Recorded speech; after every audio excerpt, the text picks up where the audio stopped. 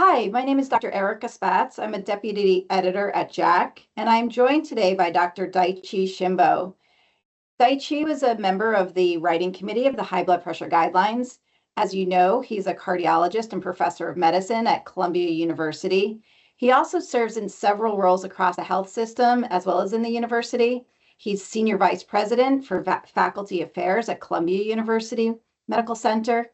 He's the vice dean for faculty affairs of the College of Physicians and Surgeons and co-director of the Irving Institute for Clinical and Translational Research at Columbia University.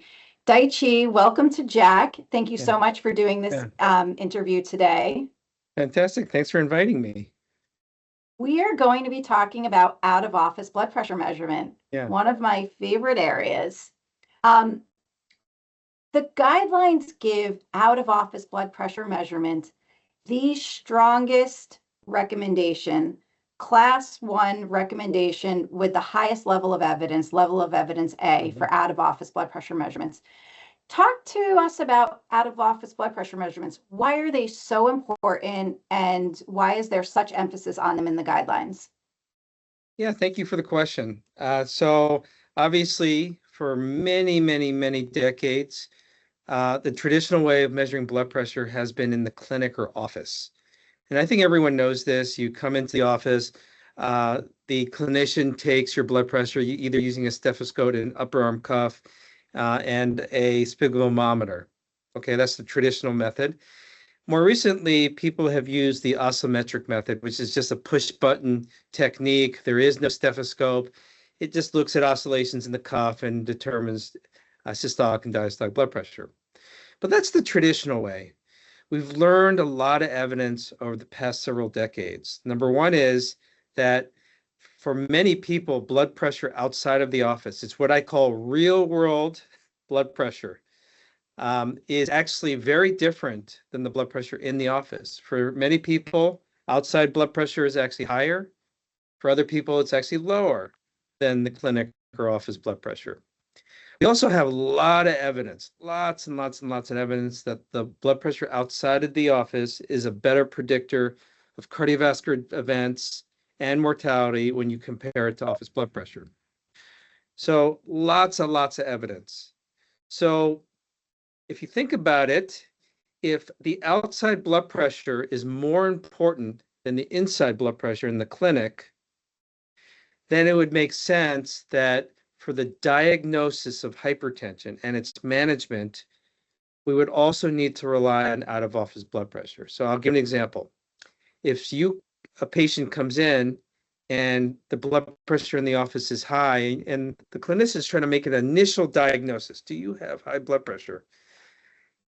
It is worthwhile, the guidelines say, class 1 indication, to make the diagnosis that you actually do out-of-office monitoring to confirm whether the blood pressure in the office is actually high. Because if it's not high and it's actually normal outside, one could make the argument that you don't have high blood pressure. And the same thing could be made with people taking BP meds who already have a diagnosis. If you have poor control in the office, the guidelines also say perhaps you should measure outside blood pressure to actually determine really whether that inside blood pressure really shows you're out of control. So these guidelines that just came out really put an emphasis on out-of-office monitoring. That's great. Daichi, we're talking about out-of-office monitoring, and we have two different ways that we can do that. One is ambulatory blood pressure monitors with 24-hour blood pressures, day and night. And the other is a cuff that we can buy at the pharmacy and measure at home. That's right. How do you decide which one is right for your patient? And what are the instructions that you give them when you're getting these measurements? Yeah, for a long time, the primary way to measure out-of-office blood pressure has been the 24-hour ambulatory monitoring. Think of this as like a Holter monitor of blood pressure. It kind of measures blood pressure throughout a 24-hour period, looks at the ups and downs that one may have outside of the office. And that's been around for a long time, probably for more than 40 years. So for a long time, everyone has said, gee, the reference standard for out-of-office monitoring has been ambulatory blood pressure monitoring because it's been around longer. We have a new kid on the block, more recent, home monitoring. That's where someone measures their own blood pressure at distinct times of day. It's not just one 24-hour period. They do it over several days, typically more than 3, ideally 7. And that's been around for less time. And I'm only telling you all this because many guidelines in the past have said ambulatory monitoring is the reference standard. Therefore, for confirming the diagnosis and for determining whether or not someone is controlled in the office, you should do ambulatory first. And they kind of put home monitoring as a kind of lower down secondary test under ambulatory monitoring. These guidelines are different. We took a different approach. We looked at the evidence. We actually saw, just because it's a new kid on the block doesn't mean it's inferior. We've actually found a lot of evidence that its prognostic value is similar to that of ambulatory. So if it's similar to that of ambulatory, why not just use one or the other to actually confirm the diagnosis of hypertension? And that's what the guidelines actually say. Now, there is a caveat here. For those people who already have a diagnosis and they're on BP meds and the clinician is trying to determine whether or not the office blood pressure or the clinic blood pressure is high, the guidelines actually say we actually prefer home over ambulatory. And you might be saying, why is that? You just told us there's really no difference. That was a pragmatic recommendation, meaning that we know that hypertension is a lifelong disease, and actually doing ambulatory monitoring repeatedly over time through the lifetime of a patient is actually pretty difficult. It's a technique that only certain practices have. And actually, a lot of patients feel like it's uncomfortable because it keeps inflating and deflating every 20 to 30 minutes over a 24-hour period. So we took a pragmatic approach. We said, do home first, because why not let patients themselves take the blood pressure at their own times throughout the day? That's great. And I think the simplicity is really helpful because people are busy, patients come with multiple problems, and we want to give very clear directions for the kinds of data that we need to make good decisions around. Yeah, that's right. So it sounds like you're recommending on the home blood pressure monitoring front, at least 3 days, ideally 7 days. That's right. And do you give people a specific time of day and when to take it? Yeah. Otherwise, sometimes people are, I feel, sometimes chasing their tail, measuring their blood pressure, and it's hard to know, what is appropriate blood pressure for what they're doing. So now comes the nudge about the recommendation. So the ambulatory monitor, you buy it, it costs like $1,500, $2,000 US. It's validated, it's been designed for patients, and you put it on a patient and then you take it off and you look at the readings, right? The issue with home monitoring is you're relying on the patient to do it right because it's not automatic and they have to do it themselves, okay? So the first order of business is you have to make sure the device is accurate. There's actually many devices on Amazon, at Best Buy, at the pharmacy across the street.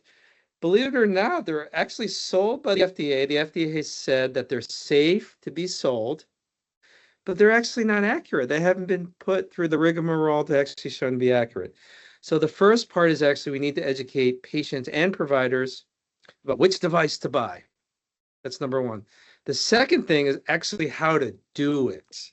Ideally, it should be in the morning before breakfast. They have to be seated and resting. There's a whole procedure for this. They have to be resting for about 5 minutes before the first measurement's taken. Typically, we ask for 2 measurements in the morning and then another 2 at night before bedtime. And in the same conditions where they're seated and rested. So that's 4 a day. And a minimum is 3 days, so that's 12 readings. But ideally, you should try to push them. More data is better. You should try to push them for 7 days, which is 28 readings. Fantastic. I appreciate just that clarity. It's really important that we give those tools to everyone. You monitor your patient's blood pressure, you get the data from their home blood pressure readings, however you get it, and we'll talk about implementation but in a moment. But what do you, as their cardiologist, do with those numbers? Are you averaging them? Yeah, Are good question. you taking the greatest proportion that are controlled, uncontrolled? How do you Yeah, of use the data that course. you have? So many of my patients, they do their readings and they write on their memo pad and they write the readings, day 1, 4 readings, day 2, 4 readings, and they keep going. And they bring that piece of paper into the doctor's office or nurse's office or nurse practitioner office. And that's great, right? They're doing it. They did it properly. Everything's beautiful. The problem is you're looking at these numbers. Guidelines say, our guideline has said that you have to average them. So the average, if you look at all the studies where blood pressure predicts cardiovascular outcomes, they always look at the average of all readings. However, what that you would have to do on a piece of paper is actually, right? You would have to do a calculator or type it into Excel. So many clinicians do the eyeball method. They kind of sit there, and I've done this, where you kind of look at it and say, well, it looks kind of high, kind of low. There's some that are high, there's some that are low. They're pretty close. And I would say that actually that's not the right approach. The way to get beyond that is they have devices now that are actually inexpensive that stores the readings, and that automatically calculates an average. So all the patient has to do is bring the device in, the clinician just looks at the average, and that can actually see it on the device. Okay, so we prefer machines that store and actually do averages. Another more interesting thing, Eric, and I know you're interested in this, but I just saw a recent evidence that perhaps feeding it into ChatGPT or something else, that those manual readings, it actually was pretty accurate in determining the average. The only caveat is you are relying on the patient to write down the numbers accurately. And there's some evidence to suggest that patients unfortunately cherry pick out numbers to write down for the provider to look at. So that's why we do ultimately recommend devices that store the readings. Fantastic. I want to talk a little bit more about what you see as the levers for implementation. We talked about the need for a device, a validated device, Right. and we need to figure out how to get payment for those devices, right? If that's part of the what's indicated. It's unusual to have something be indicated and yet not covered by an insurance company. And then we're talking about data transfer. Yes. How do we get the data in? Are we taking a snapshot and putting it into ChatGPT, or is the data flowing into our medical record? And how do we manage our population's health without good data coming into the medical record? What do you see as the levers for next step implementation of home blood pressure monitoring? Okay, so let's talk about coverage. So Medicare and other private insurers do actually cover the conduct of monitoring. There actually are CPT codes for teaching the patient to do it, implementing, having them do it. And so you actually can bill for the time that you did to teach, and also having the patient do it and then return the device with the readings. So there actually are codes that's covered, which is great. Okay. The other thing that actually came from the pandemic is remote monitoring. And obviously we use remote monitoring for glucose and pulse and other things related to the heart rhythm. But because of the pandemic, those codes actually started to include blood pressure.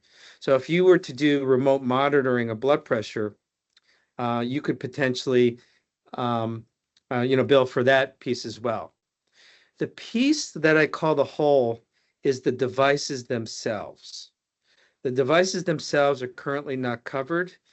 I've been part of some initiatives to actually have Medicare approve those, but those remain pending, those requests. And we don't know at the moment whether Medicare will actually cover those. And I will say that some private insurers actually do cover devices, but they're far and few in between. So that's device coverage. I just told you another implementation issue is if you were asked a typical clinician on the street or a patient what blood pressure devices are actually accurate, they wouldn't know, right? I just told you Amazon sells a lot of devices that are inaccurate, even though the FDA says, fine, you can sell them. So what's great is there are two websites that I recommend. One is called validatebp.org. You just go there and you can actually see which ambulatory devices, which home devices, even talks about which office devices have been validated. And what's nice about it, it's a independent group that made the determination to say that these are the gold standard blood pressure devices. Some range from very inexpensive to very cheap. Another one is stridebp.org. That's a European site, but many of the devices there are actually sold in the United States. So that's another thing. The third, you're asking me to pull levers.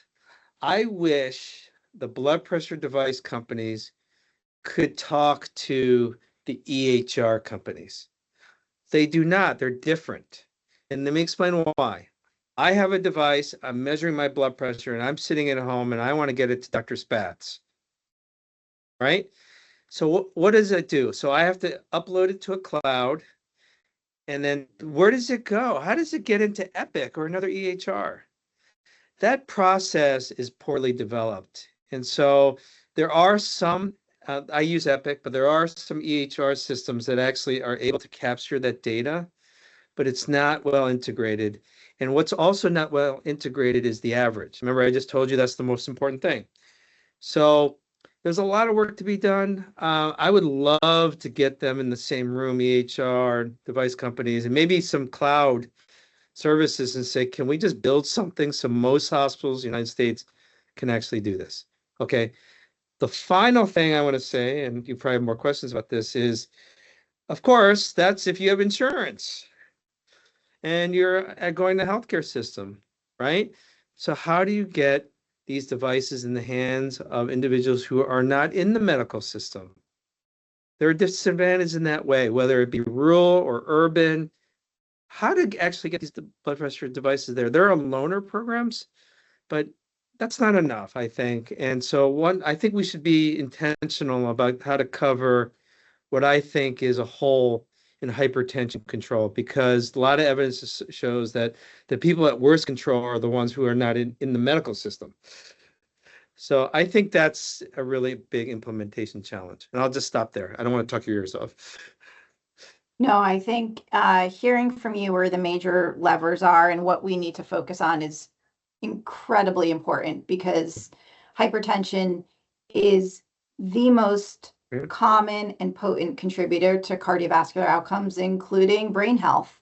Oh, yes. And we need to get this right. It affects far too many people. In fact, you're in the minority in certain age groups if you don't have hypertension. So to not have this be a well-oiled machine for everyone is really not acceptable. I absolutely agree. And the fact that we have so much evidence, and that's why I'm concerned about, this, the increasing gap between evidence and actual implementation. I think that's something that's really important in hypertension control, blood pressure control. Yeah. Well, I want to commend you and the entire writing group for giving us a roadmap that is not only embedded in the scientific evidence around blood pressure and optimal treatment, but really the implementation of the evidence into practice. And I think that is one of the most exciting things about these high blood pressure guidelines. It leaves nothing for the imagination. It tells you what is optimal, and now we just need to follow it. Yeah, we just need to follow it. Absolutely. So I'm so grateful for your time today, Daichi. You've been such a pioneer in this field, and your contributions have really transformed how we think about blood pressure, how we measure it, and how we engage with patients to get them under good control. I'm so grateful for you being with us and sharing with us your wisdom. Well, I'm grateful that you invited me and I get an opportunity to have a sit down talk with you, as well as have an opportunity to speak to all your readers. Wonderful. Thank you so much.